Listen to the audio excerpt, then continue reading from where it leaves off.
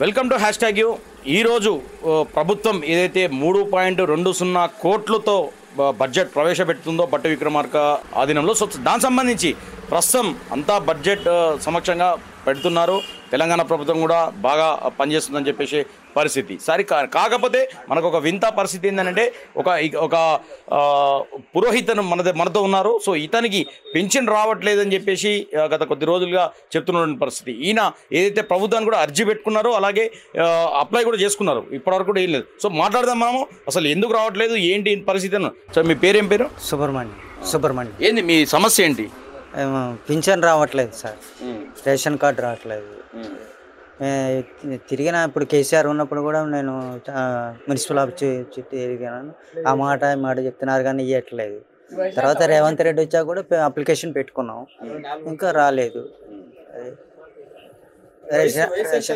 వయసు 67 సంవత్సరాలు.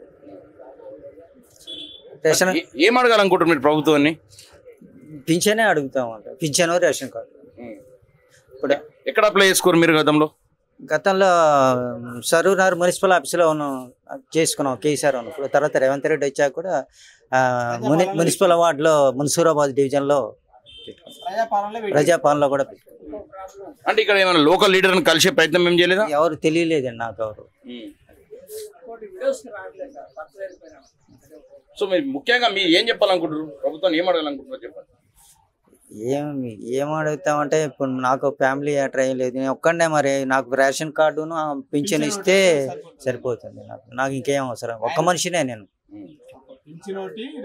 Ration Aarogyasri card, ఏదైనా హెల్త్ ప్రాబ్లం ఆరోగ్యశ్రీ కార్డు కావాలి కదా. సో మొత్తానికి చూసారు కదా, అయితే పెన్షన్ సంబంధించి అర్జీ పెట్టుకున్నా ఇంతవరకు రాలేదని చెప్తున్న పరిస్థితి.